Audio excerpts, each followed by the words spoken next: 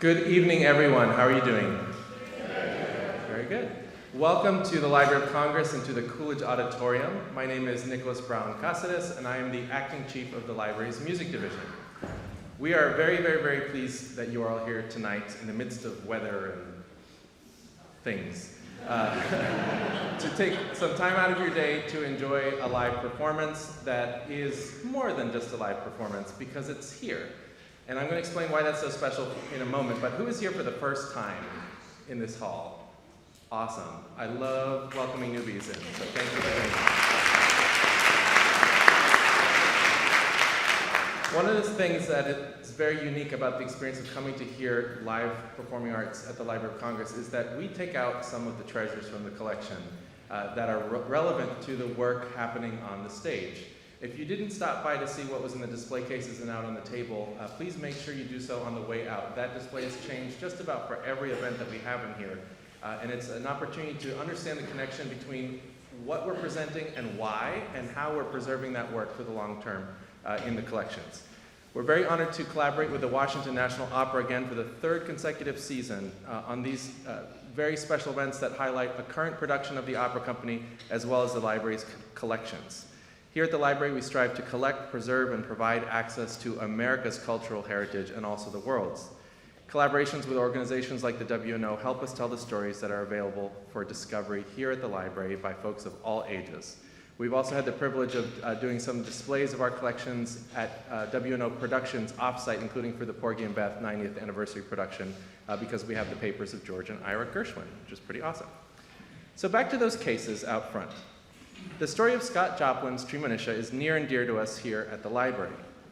On May 22nd, 1911, after spending a small fortune of $2,000 at the time to self-publish the score of Treemonisha, that's equivalent to about $70,000 in modern money, Joplin hand-carried a score of this work to the Library of Congress because of the Copyright Office.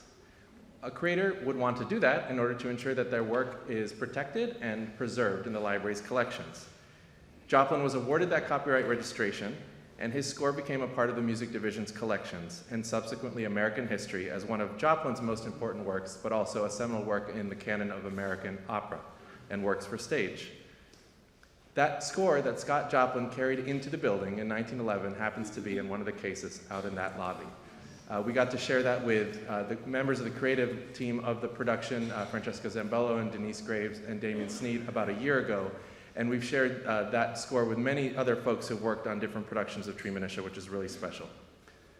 The work we do in preserving access to our performing arts treasures is essential, and it's why we're here. We're especially overjoyed when artists engage with our collections to reinterpret these seminal masterworks, and also the hidden works that are just waiting to be discovered.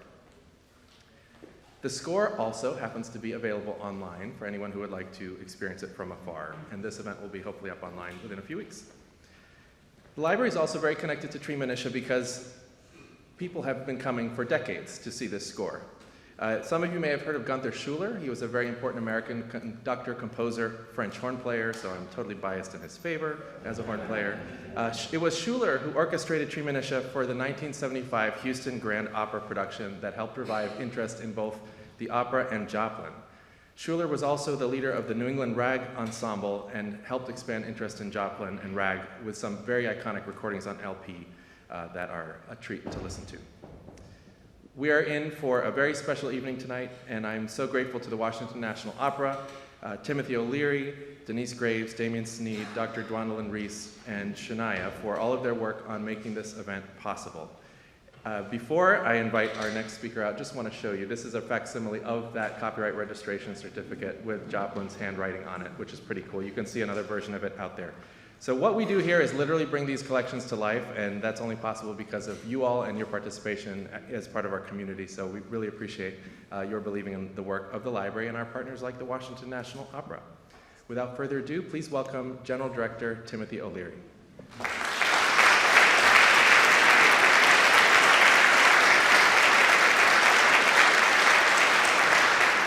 Well, good evening, everyone. Am I glad to see you? It's been quite a time. As Nick may have mentioned, first of all, thank you to the Library of Congress. Thank you, Nick, for having us here. It is a privilege to be here. So as Nick mentioned, I'm the General Director of Washington National Opera, which means I'm extremely grateful to all of you and to everyone around this community and this country and the whole world for supporting the Washington National Opera. It's our 70th anniversary this year. We're celebrating 70 years. But thank you very much. Yeah.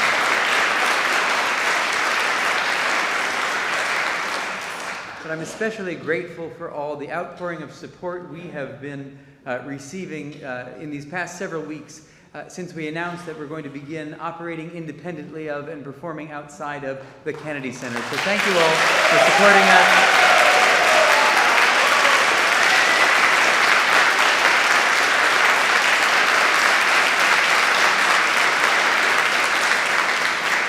We're just going to be going on a little adventure throughout the greater metropolitan area of Washington, D.C., and we hope that you will join us in this adventure. And tonight we're here to talk about the very first production we will be producing outside of the Kennedy Center. And this is part of our 70th anniversary season, but also a season that commemorates the 250th anniversary of the Declaration of Independence, which made us stop to think about what does it mean to be American, and what are the contributions of American artists to art forms like opera? And that question cannot be considered without considering the work you're going to hear from tonight, Treemonisha by Scott Joplin, which won the Pulitzer Prize for music, but it didn't win that until more than 50 years after its composition, because Scott Joplin, one of the most important musicians and composers in American history, never got to see his opera produced during his lifetime. In fact, the original orchestrations for Treemonisha were lost along the way. And so this is not just a production of Treemonisha. This is a world premiere of a new performing version of the opera, because we've commissioned new orchestrations from the great American composer, pianist, vocalist, producer, and educator, Damien Sneed, from whom you'll hear tonight. And he will be joined on this panel by another legendary figure in American music, and that's the stage director for Treemonisha, although perhaps better known as one of the world's greatest mezzo-sopranos of all time, and also a beloved native Washingtonian. That's Denyce Graves. So should we hear it for Denyce Graves?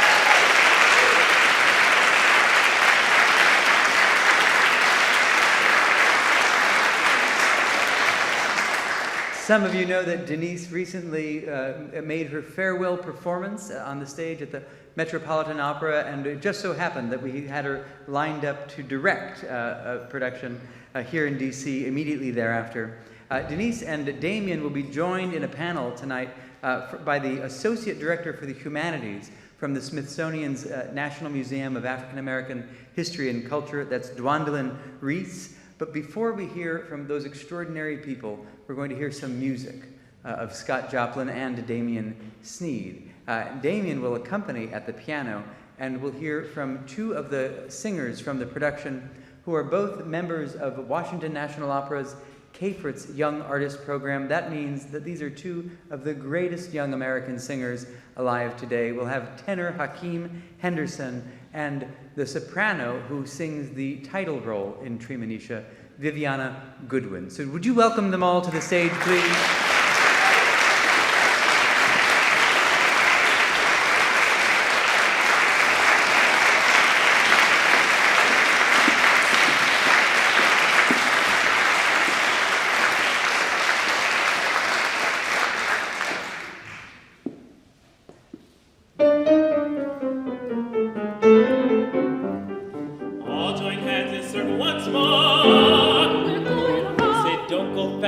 Girls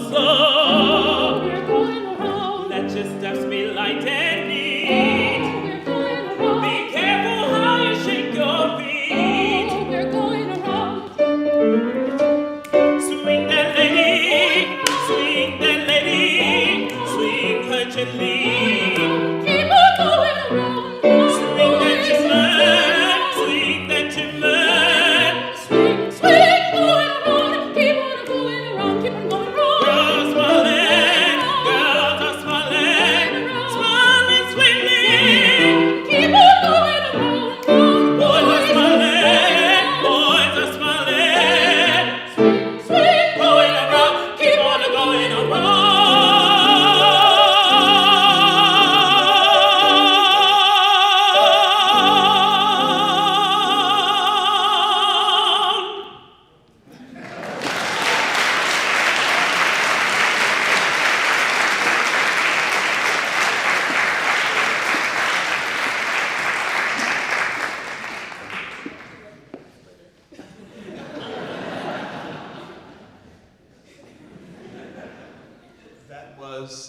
we're going around, which is actually an ensemble for the entire cast of Treemonisha, but that was done so eloquently and beautifully by Viviana and Hakeem. Next, I just wanted to set up the next two selections that we're performing for you today. The last one, of course, I'll set that one up first. The last selection is Joplin's well-known A Real Slow Drag. And this next aria was something that I had an opportunity to create with Kyle Bass, using Joplin's music, and some of that Maestra Denyce Graves and I had a chance to come here to the Library of Congress and research and look at his music. So this is something that Viviana is going to tell you more about. It's called I Want to Show My Gratitude. So at this point in the show, hopefully not to spoil anything for anybody, it is revealed that Treemonisha is an orphan, and she was found under a tree by the character Monisha, who then raised her up to believe that she was her child. And at this point, she's kind of had all this turmoil of finding all of this out, finding out that not only has her mother lied to her, but kind of by proxy, the community has lied, even though they also were they did not know as well. So at this point, we've reconciled all of that, and she's now kind of singing at first to her mother, but then kind of as she's looking around and sees the community around her, she realizes all these people who have also brought her up, and now says, I want to show my gratitude not only to you, but I want to show my gratitude to everyone that has helped me in this life. That is this aria.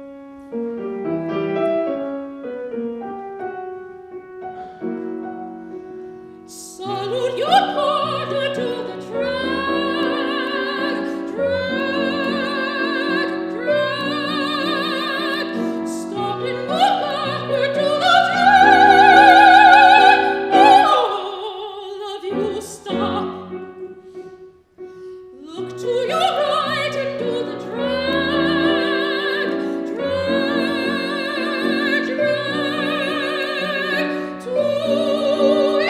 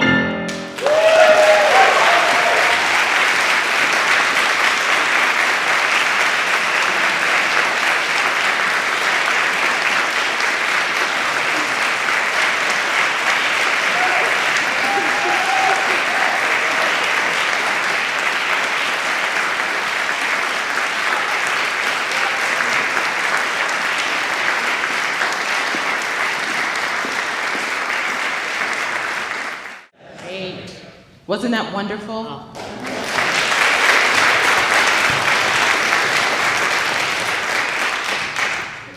And I'm so happy to be here for this behind-the-scenes conversation about the thinking and the creative thoughts that have gone into putting on this wonderful production, this historical production.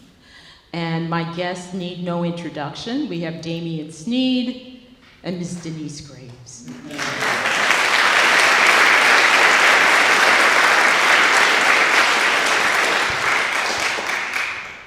And Damien, I recently read a story of how you came to do this readaptation. Do you mind just kind of telling a little bit about that? It seemed like it was kismet at one point. It was. I was a student, a freshman at Howard University, down the street, and some graduate student who was graduating walked up to me. I was a young boy from Augusta with high water pants. She scared me. She said, "It's you, it's you!" And I'm looking like, what's going on? She said, "You have to finish it." And I didn't even want to say anything to her. And she passed me sheet music in a brown paper bag. Never looked at it. I said, "This lady, I don't know who she is." So I put it under my bed, you know, in my freshman dorm. I went to the library to check out recordings from the Metropolitan Opera. And one of those recordings was Scott Joplin's Treemonisha, the Houston Grand Opera production, with Gunther Schuller and Carmen Balthrop.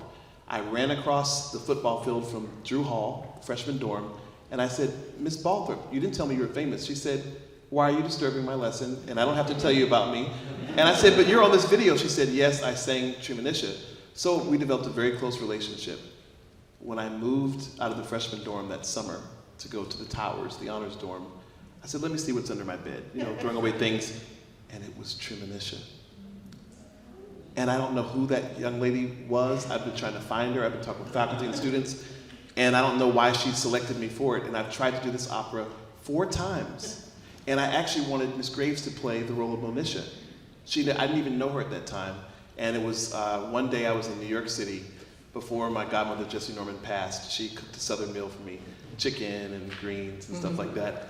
And she said, "Damien, there's one composer that I feel has never received his rightful due, his rightful honor."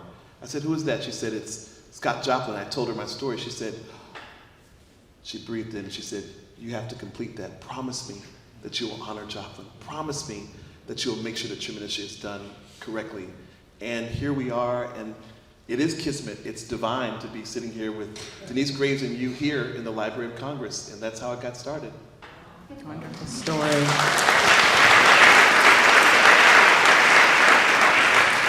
So this question is for both of you. You as performers, musicians, you have a long history with this piece and this work. What does this reimagining reveal about Joplin that earlier productions may not have? And Denyce, I'll start with you as director. One of the first things that we did under the direction of Francesca Zampello, who is the artistic director at Washington National Opera, is that we engaged a dramaturg to create dialogue between the musical numbers, and that tells a little bit more and fills out the story more. So there's that. We have some of Damien's beautiful creations, including the aria that you just heard, which you would have never heard before. And as he mentioned, we came here to the Library of Congress, we researched some of Joplin's music, and then the dramaturg put together some of the lyrics, so that's a brand new piece.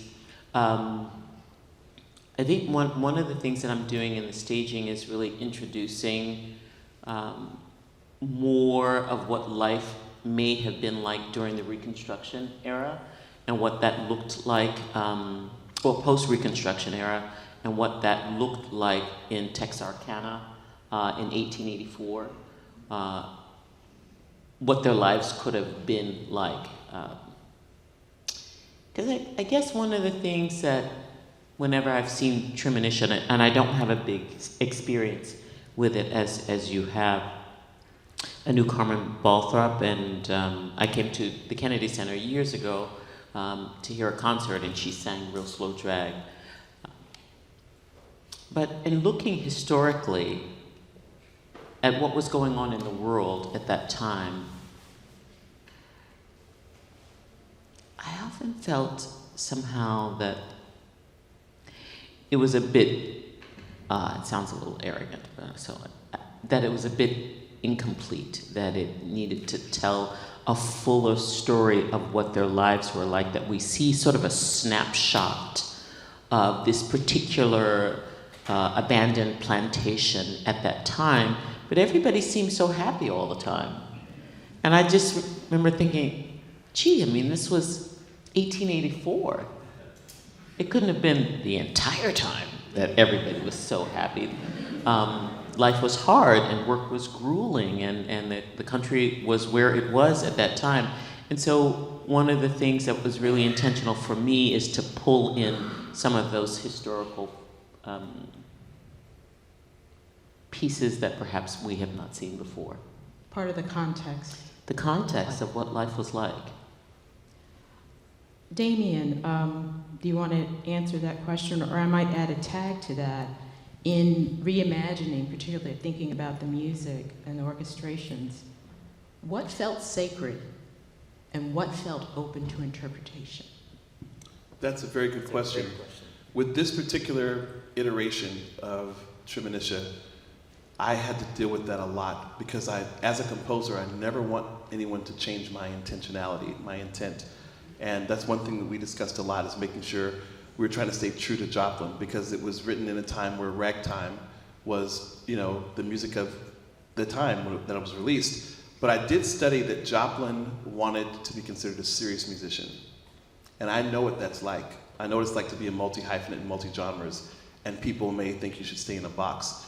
I know he went to the Metropolitan Opera. I think he heard Ariadne auf Naxos, because the overture for that is a whole step above with the same triad, the second inversion. It's just in C major, his is in B flat. I think he was trying to do some Don Carlo, there's Verdi in there, but musically what's different about this is we tried to stay true. Ragtime is a precursor of swing and blues, jazz, American music, rhythm and blues, gospel music. But we wanted to make sure that we didn't take the musicality too far away from his time period or his era. And then also what's very unique that Denyce has done is we have an onstage pianist and an onstage banjo player. Now that's unusual, but banjo is one of the instruments that is indicative of America's indigenous musical genre and style, folk music. So that's incorporated. And we believe that is what was going on during his time. But it's really a confluence of American serious music. And I just happen to be the person that was selected, again, Kismet and Divine, to be the onstage pianist. But I think when you approach a work that's already been done, it's very important to make sure that you try to know what measure, what rhythm, what chord should be left sacred, and what can be accentuated. I won't say changed. So my impetus was just to highlight and accentuate Joplin, but not to change, if that's the way to say it. Remember the Zoom that we had with T.J. Anderson? Yes. In the very beginning. Who was the first person historically to put on this opera, because Joplin never saw this realized, and he never heard the orchestration.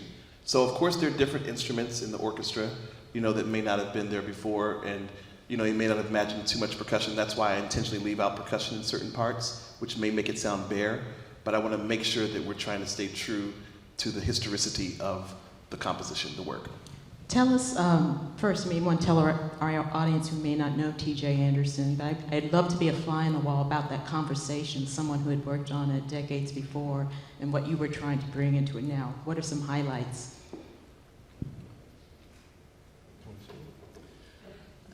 He sort of held our feet to the fire to really respect Joplin. And he said, I know you young kids are going to do some fancy-dancy, but he kept saying, it's really important that you respect this incredibly prolific, composer. One of the things that we hear inside of the Treemonisha is so many other musical styles, as Damien mentioned. I mean, there's, of course, rag, and then there's minstrel music, and there's folk music, and there's the barbershop quartet, and of course, classical music, and spirituals. And so it's so incredibly textured. And I think that's one of the things that I'm really so excited about the audience who doesn't maybe are not very familiar with his music to hear in this piece. But to answer that question, and there was a tremendous amount of respect on that Zoom call because he's quite advanced in age, but he was very much with it and was very excited that the piece was being done again. But he just wanted to make sure that we were very respectful of Joplin and that we didn't change, that we kept the original score intact. And we did. We added some things around it, but we kept it And whole. this is not Joplin's first opera. This is his second. Guest of his honor. first guest of honor, dealing with Booker T. Washington and others. And the Roosevelt, Yes, yeah. exactly. So That one was lost, Yes. but that was about Booker T. Washington's invitation to the White House with President Roosevelt. but we saw his Teddy signature Roosevelt, here at the yes. Library of Congress. We saw where he brought the score in, the edition that we have now. Joplin brought it into the Library of Congress himself and signed. That was incredible. So, all of us who are going to go to the production, I certainly hope so. I'm going to be looking for you. I wanted to ask you, Denyce, about the visual world you wanted to create. One of the things that, as we talk about what you worked on, was really bringing that historical context. And to me, Treemonisha is about so many things, particularly about education, power, and community. What were some of your ideas? What were you trying to accomplish in staging and movement and design to help elevate those concepts? Treemonisha is an opera about knowledge over fear, about choosing community over manipulation, about choosing light over superstition. And it asks the question of all of us how we find our way out of the darkness into the light. And so those were really, I mean, to think that in 1910 he dared to write an opera centered around Black life, around Black intellect, around Black joy, around Black leadership with a Black heroine who stays alive throughout the whole opera.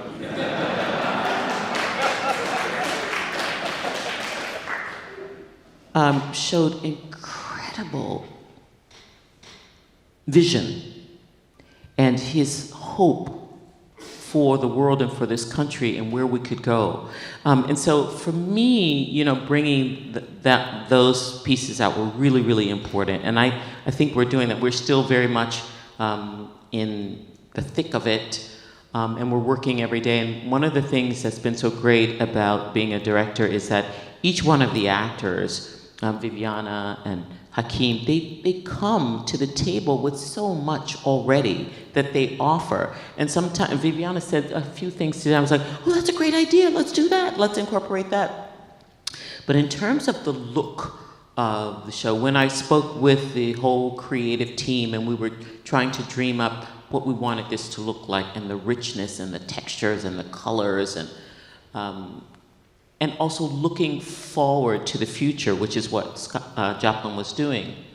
We wanted it to be vibrant.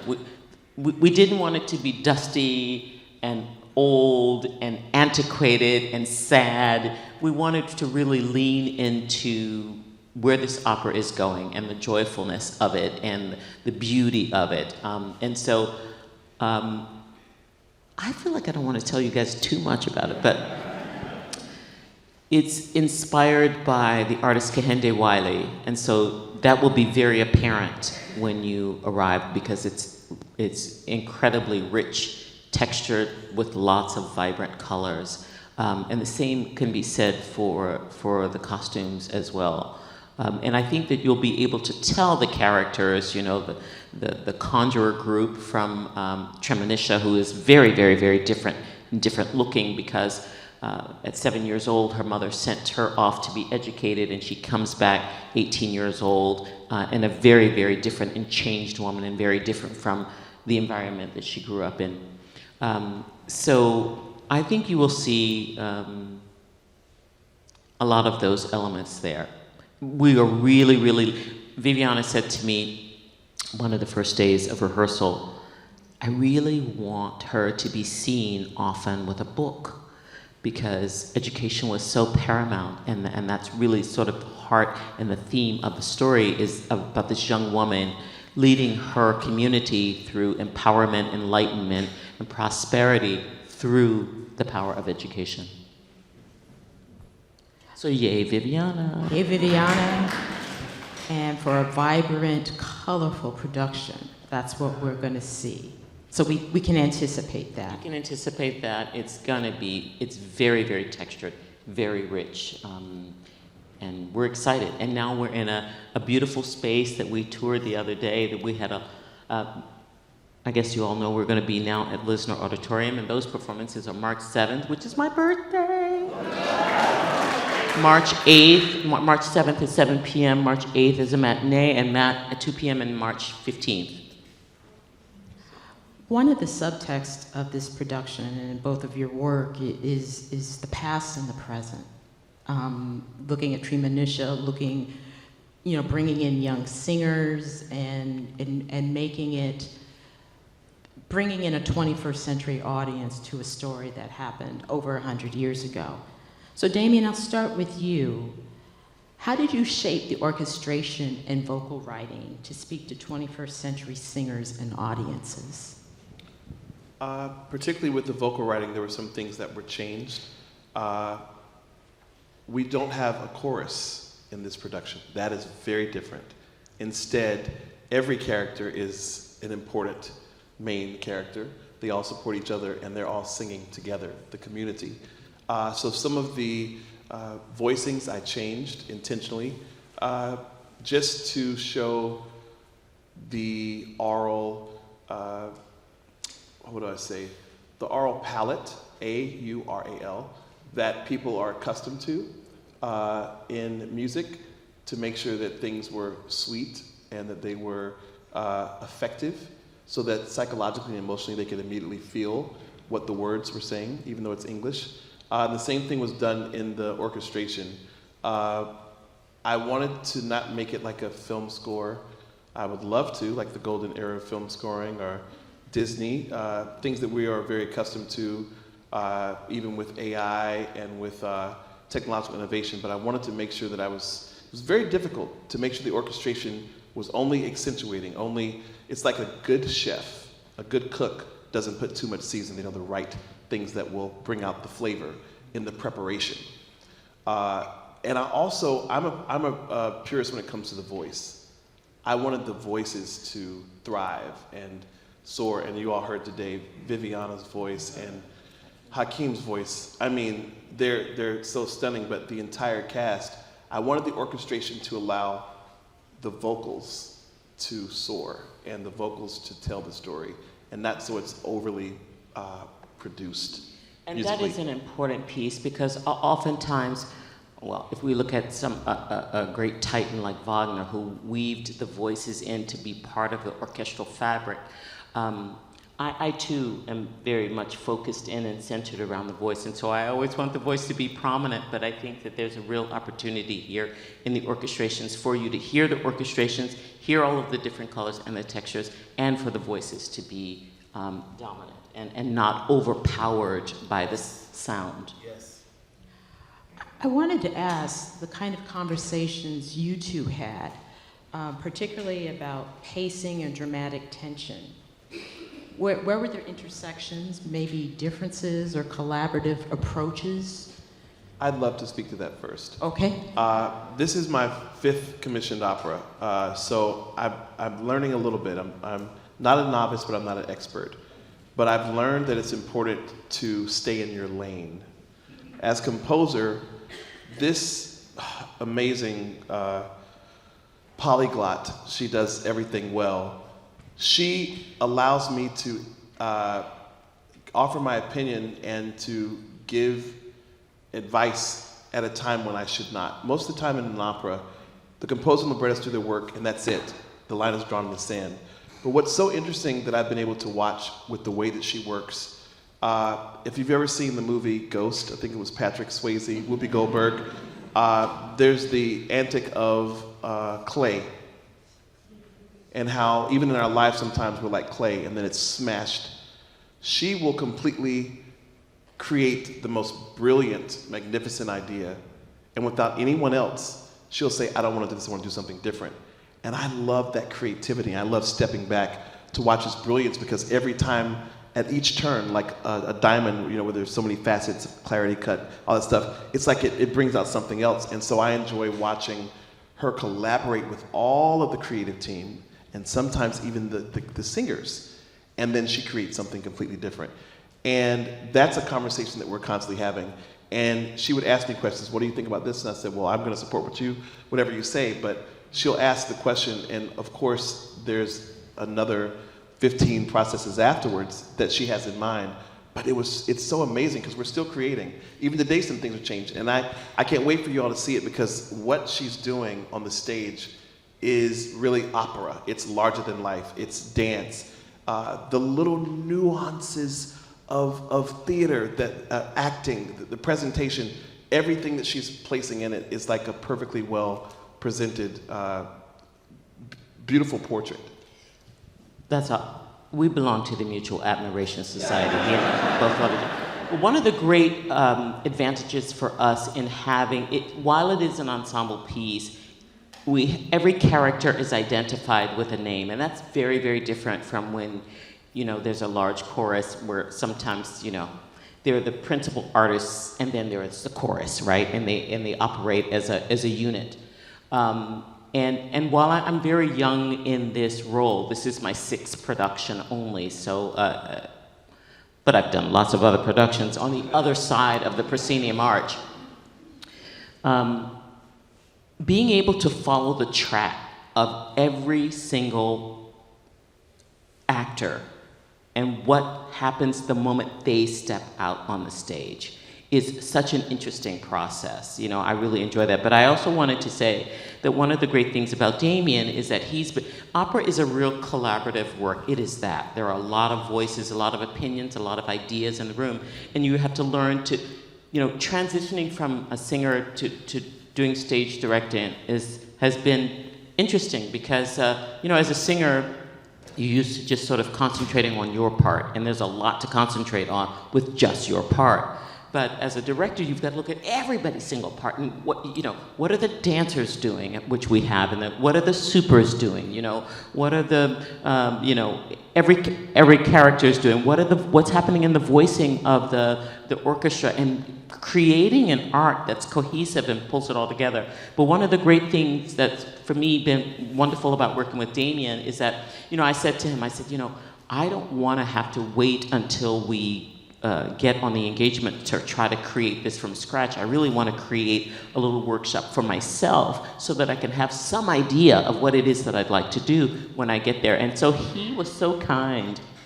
I just created that with some students of mine at Peabody Conservatory. We did that twice for a few days to just sort of work through some things, and so I can see how the show flows. He was there every single time, and things have changed and continue to change. And today we were saying, oh, well, what about this? What about? And it's a lot of fun because you can go in with an idea. I remember the very first Carmen that I did, well, a long time ago. And I had worked it all out in my mind about the way that I wanted to portray that. Okay, so I hope this won't be offensive to anybody. But then I walk into the room, and my Don Jose is like 4'11", okay? And all of a sudden, everything's real different, right? It's not gonna be at all anything like I thought it was going to be, right? Because that dynamic was so different, and the idea of the stage director was so different that I had to abandon every idea that I thought that I arrived on that engagement with. So it's a little bit the same way in directing. You have to also look at who you've got in the room. You know, the way Viviana moves is very, very different from, you know, the way that the actor was doing it when we were having a workshop, and the way that Hakeem moves, and what they bring to it. You have to honor that individual and their artistry too. And oftentimes, it turns out much better anyway.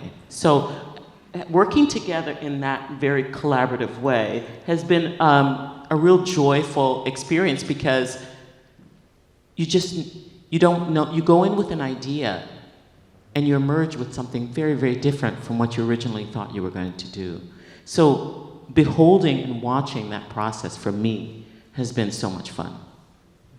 That's great. Love the inside scoop. So, if Scott Joplin were alive today, what do you think would surprise him most about this production? I think he would be surprised that this production was put on by such a reputable opera company, an opera house like Washington National Opera. I think he would be so happy. I think also for him to see that this world, with all of its polity and issues and struggles, that there's a place for art, and that music can still deal with the elephants in the room and the themes that people may not want to approach, but that it brings us all together in unity. And that's how the opera ends. They choose a leader, they move forward together. I think Joplin would be elated and over the moon that somebody took his work seriously. Oh my God, that's beautiful. That's beautiful. That's beautiful. I mean, Can't add on to that. Also, I would say that the message in the protagonists still today, there's such an incredibly powerful message in the work itself. But it's still a vision that we are endeavoring to achieve, is to look at women as equals and even as leaders, So I think that's something that we're still grappling with today. Where do you believe that Treemonisha fits in the canon of American opera? Well, we see it now often. This is your second production of it, and so I'm so pleased and so grateful to Tim O'Leary and Francesca Zambello for wanting to do this piece and to wanting to share this in this particular year of celebration of great American creators and great American works. But to have the privilege to be able to share that with audiences of a work that's been so underproduced and people just don't know anything about it. I think that once people see it, and I don't know about you, but I can still, right now, as I'm speaking, hear Viviana's voice in my ear singing, right? So it's the tunes, the melodies are immediate, right? And so, they said that one of the things that Giuseppe Verdi would wait, if he was premiering a new opera, he would wait to give the arias to the artists the day before, because he didn't want them singing it in the streets, and everybody would know the melodies before they arrived at the opera house. So I think that it's going to be very much, we will unlock the canon, and this piece will be in it. Are there and this is not a trick question, but so much of the history, particularly for African American composers, is that their work did not get out as much as it should have during their time. Are there other operas or major works that you think of that are due for this kind of treatment, and which ones come to mind? Mark Fax has an opera, I believe it's called A Christmas Lullaby. He was over the music department at Howard University. That's how Jessie Norman got there. She told me to make sure that I do his opera one day. There's so many that I could name. Brittany E. Boykin just yes, had her premiere. Brittany E. Boykin, brilliant musician. My friend Carlos Simon is writing great operas. Sean Pueblo. He did The Passion of Mary Cardwell Yes. Dawson, which we did, and Yes. we did at Washington National Opera. Damien Jeter. You just did I just Loving. directed his Loving versus Virginia. That is a glorious piece. It is gorgeous. But there are a lot of operas. Ruth Norman, who was here in D.C., has an opera, and also Terrence Blanchard, of Terrence course. Blanchard. There's so many that have not been heard yet, and I can't Anthony say it Davis. enough. I think Yes. WNO giving this opportunity is going to cause there to be more research and more discovery for these. I'm using a Denyce Graves Foundation word or phrase here, hidden figures, because this is what this opera is. It's sort of hidden amongst all the other jewels and pearls. Yeah. Well, Denyce, that's a good segue. How does directing this opera connect to your work with your foundation? It hit us right in the core. And because part of the work that we're doing is bringing into rightful prominence those great individuals that have contributed to our cultural fabric, but that have been left out of the narrative. And this is Treemonisha. This is to be able to share this work and to be able to craft this work with the artists that we have to introduce this is exactly the sort of thing that we want to see, with the intention of creating again, widening the lens, widening the canon, and ultimately to create a more compassionate world, so that we respect, we appreciate, we come to know and to love the creations from all kinds of different voices. I asked you about works, and you both as artists, you know these figures, you can bring them to light. What can the rest of us do to make sure that this music is heard? What could we do as curators, as audience members, as students? How do we broaden the palette and make sure some of these long ago, even contemporary and long ago musicians? I think it's begun. Look at you all here tonight.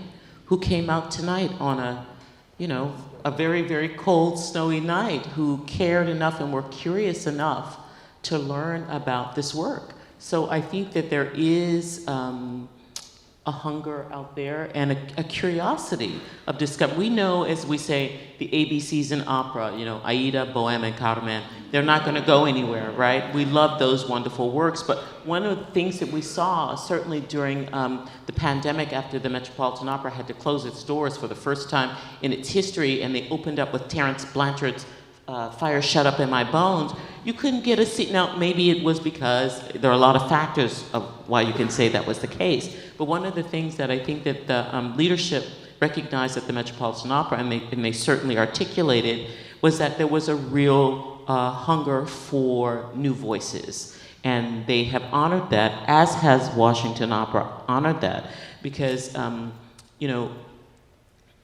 I'll tell a story really quick. I had started this online cooking show for my students called Cooking with Denyce, and we were talking about this hidden figure, Mary Cardwell Dawson. Francesca Zambello heard that and said, Denyce, let's have an opera written about her. And I was like, what? And she did it.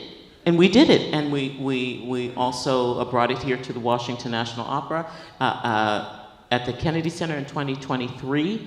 And so also to have those individuals around us who care deeply, like Timothy O'Leary does, like Francesca Zambello does, who has made it their own personal mission to tell these stories of these unknown artists. So what you can all do is come, tell people about it.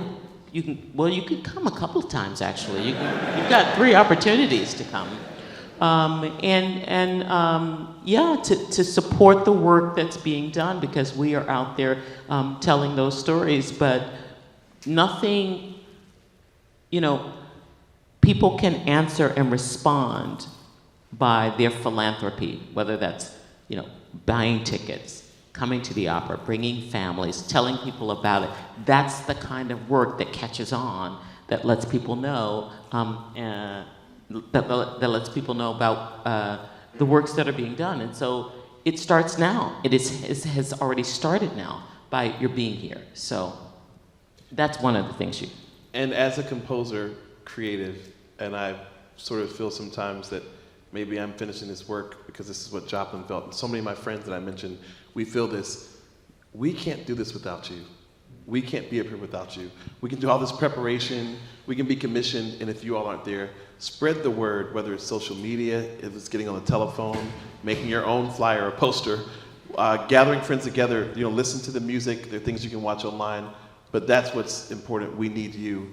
And it feels so, I can't even begin to tell you how fulfilling it is when you feel like you're doing what you were put in the earth to do, and when you have people that will listen and that will hear. They won't judge, but they'll listen and hear. They may not like it, they may like it, but it's about people just giving it a chance.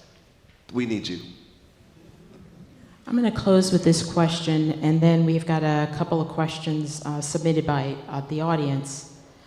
As we're into the year to recognize the 250th anniversary of this country's founding and the Declaration of Independence. My work in music is I've always been convinced that one of the most successful ways to understand this country's history is through its music. So in that context, what does Treemonisha say about American democracy today?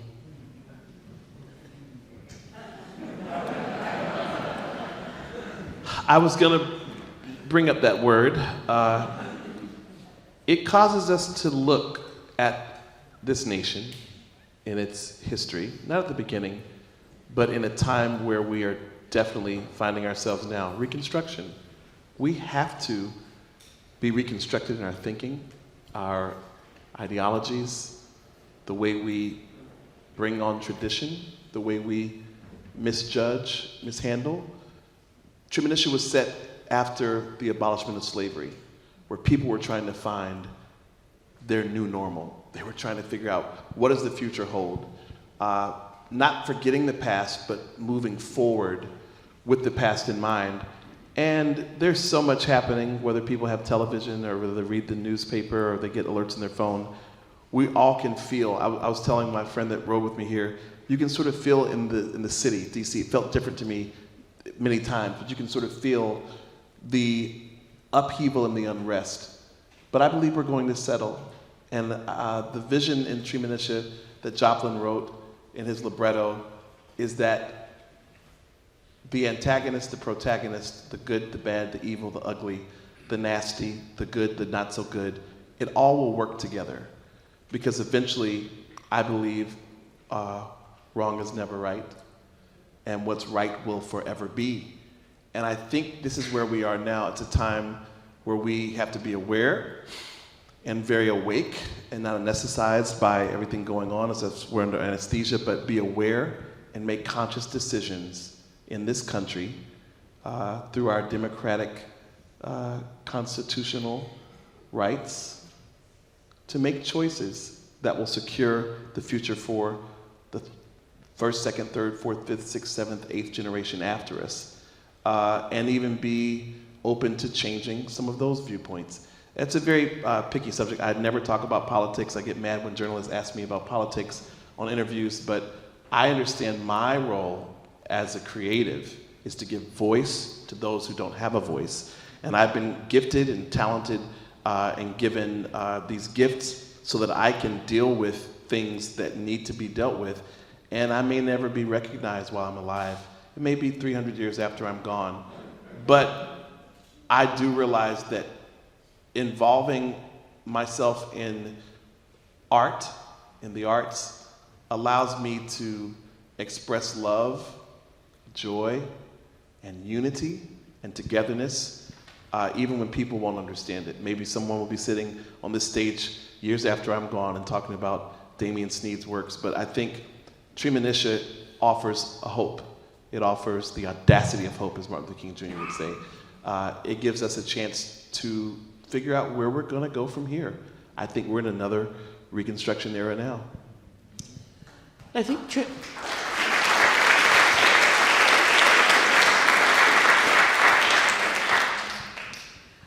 the opera shows us that our community has the power to either hold us back and tear us down or to lift us up.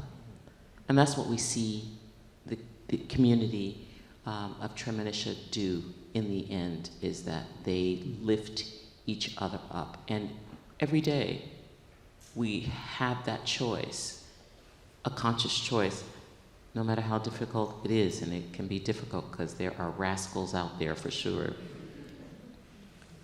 But we can make a conscious choice every day to lift each other up. Thank you both. A round of applause. Ms. Denyce Graves and Damien Sneed. As I indicated, we have time for a few questions that were submitted by audience members. And Denyce, this one's for you. what are your plans in retirement?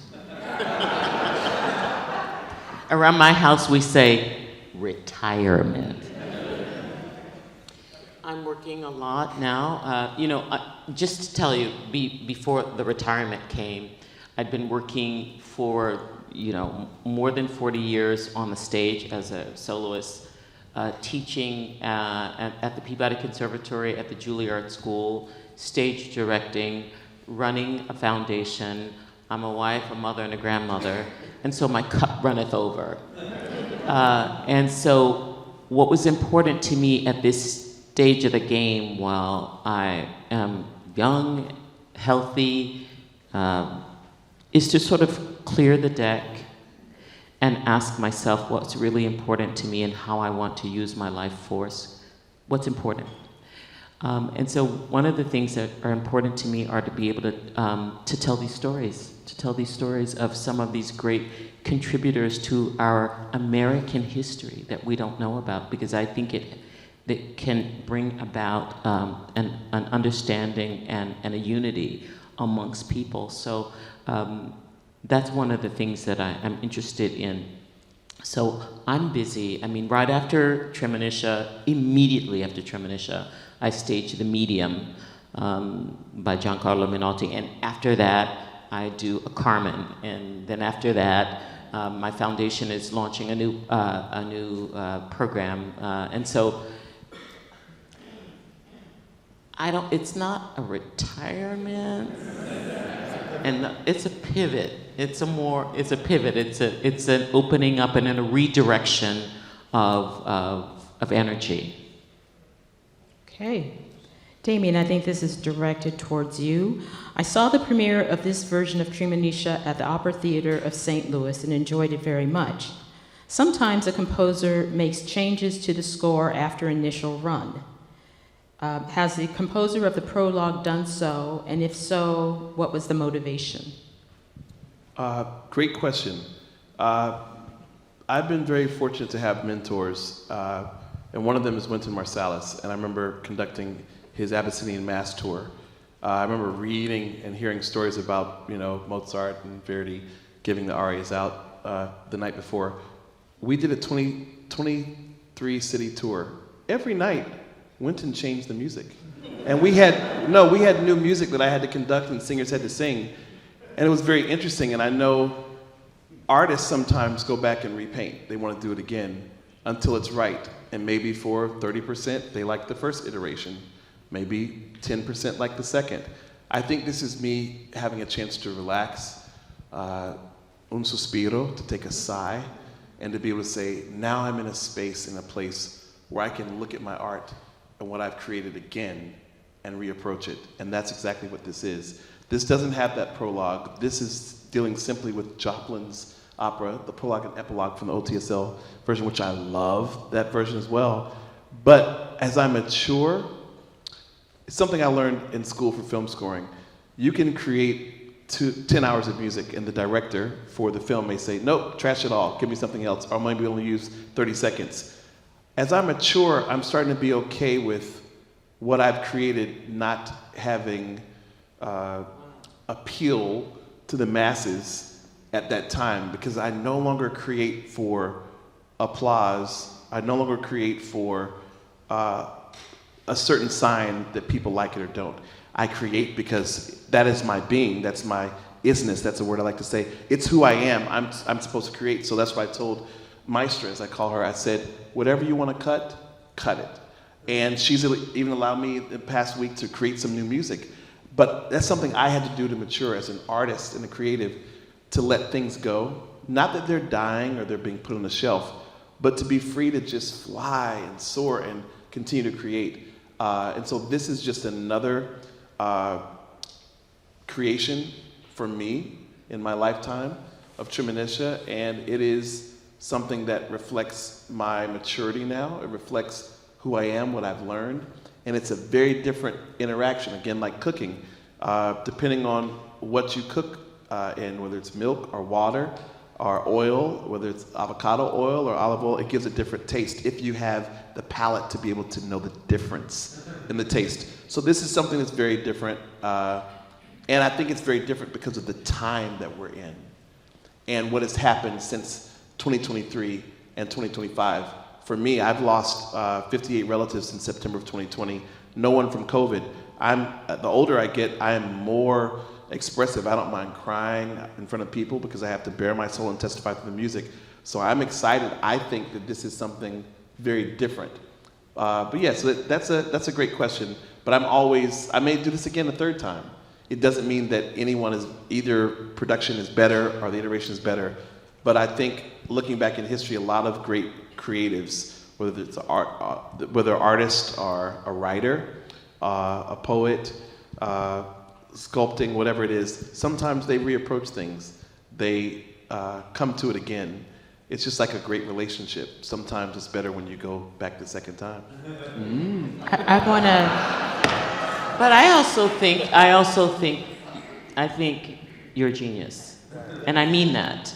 Because I know some composers really labor and struggle over, and it's hard for them to let those things go. I think for you, I've seen you at work. Even today, it was like, oh, all you have to do is blah, blah, blah, blah, blah, blah, and do this, and you created something really so quick. So that's genius, right? That's genius at work. And so, you know, I did a new production years ago where, honest to God, they banned the composer from coming into the theater.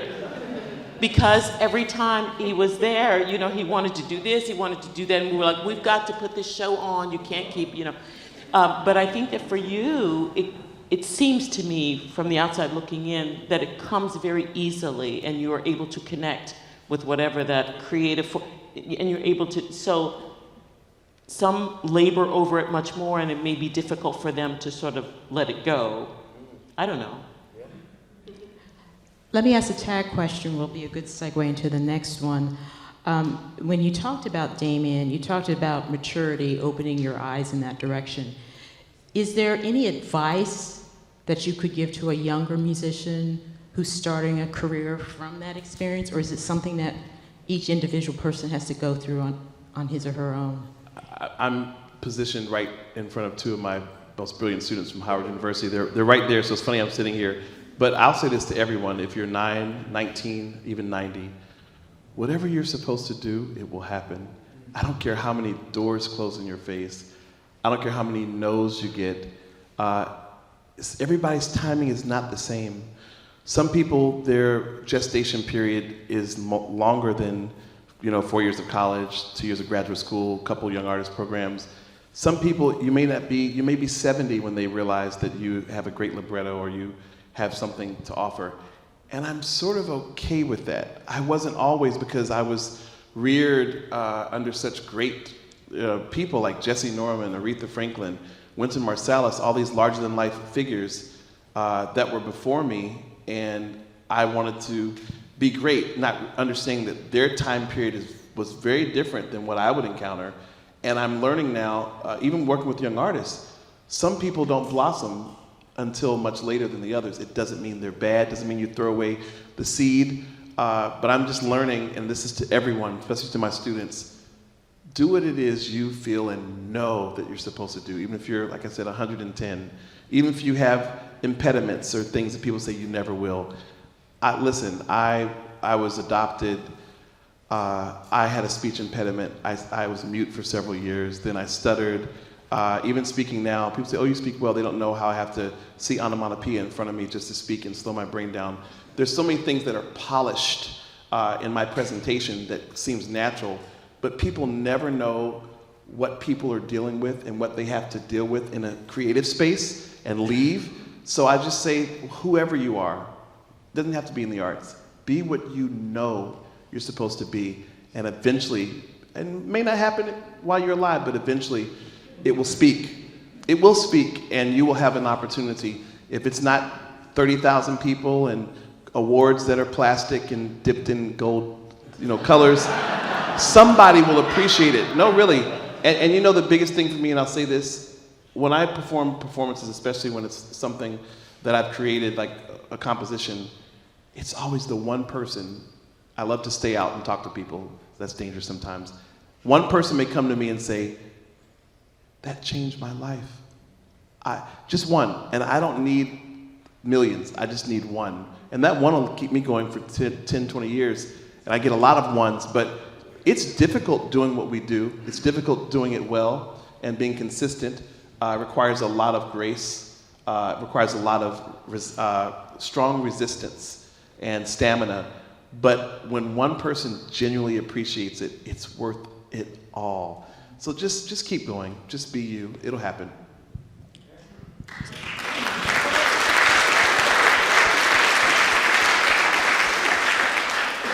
So the segue here, Denyce, what advice would you give to upcoming opera singers? Some tips, personally, vocally, and industry-wise. Can you do that in 3 minutes or less? First of all, I'll say that if you love singing, sing. Just sing. You know, I often said that I would sing were no one listening. So if you love to sing, sing. And what I say to my students all the time is, I'm not trying, I ask them when they first walk through the door, what is it that you want to do? What are your goals? What can I help you do? And if that's to not just, but if that's to sing in your church choir, or if that's to sing for, you know, family weddings and that sort of, if it's just for yourself, because it brings you joy, it's worth it. So I don't think that there's any path more glorious than the other, you know. So that's one thing. If you want to sing, sing. If you want to have a career, that's something else. If you want to be super famous, that's something else, right? Those are different sort of goals. So I would say one of the things that's, I think, a challenge for a lot of singers is the business part of it, and that is less beautiful than the music making part of it. And these are the sort of things that we're not teaching in the conservatories and the schools of music. And one of the things that actually prompted me to start the foundation, the foundation, because I thought, what am I doing? I'm sitting here and turning these young people out into a world that they are ill prepared for in terms of the business aspect of it. So that is an important piece. There's a lot to say where that's concerned, but I would say, you know, I'm sure my 3 minutes are up, but anyway. I mean, I would say take business courses. I would say speak to lawyers for sure. Yeah, about contracts and all of that sort of thing, and we're dealing with them all the time. I would say you're going to have to take responsibility for that part of your education. That's a whole other world, it's a whole other animal, and you have to understand how that works, because, you know, entertainment lawyers exist, and they exist for a reason. Okay, I think we're winding up, but I'm going to ask one last question that will also give you an opportunity to plug the production one more time. And this question is, how have you adapted the production to fit on the stage at the Lisner Auditorium? Well, we did have to make some changes. We had, with the set design, we had to go back and we had to look at the sizing and that sort of thing. And so those changes were made. And also in terms of the amount of pieces that we could fly in, that had to change as well too, because of the space they had. Not to mention we're also sharing that with the Crucible. So we've got to share, you know, that line space. So that was something that needed to be adjusted. But the great part about it, you know, the very first Carmen that I did with 8 chairs on the stage. That's all it was. Even at that time, even though I was very much a novice, I knew that we were doing something great. And to this day, it's still my favorite production. Having said that, that means that you spend your time working on the relationships, and then we are bringing the joy, we are bringing the commitment, we are bringing the discipline, we are bringing the love and the excitement, and that's all you really need, right? And to be able to tell those stories in a truthful way. And so you don't need a whole lot of, well, we do have a set, but you don't need a lot of fancy things. What's important is the honesty, the integrity of what it is that you're doing. At the end of the day, that's what speaks to people. That is what leaves our heart and touches the audience's heart. And if you want to have that experience, March 7th, 7 p.m., March 8th, 2 p.m., March 15th, 2 p.m. please give a round of applause for Damien Sneed, Ms. Denyce Graves, our performers earlier. Please do go see the production, and thank you all for being here this evening.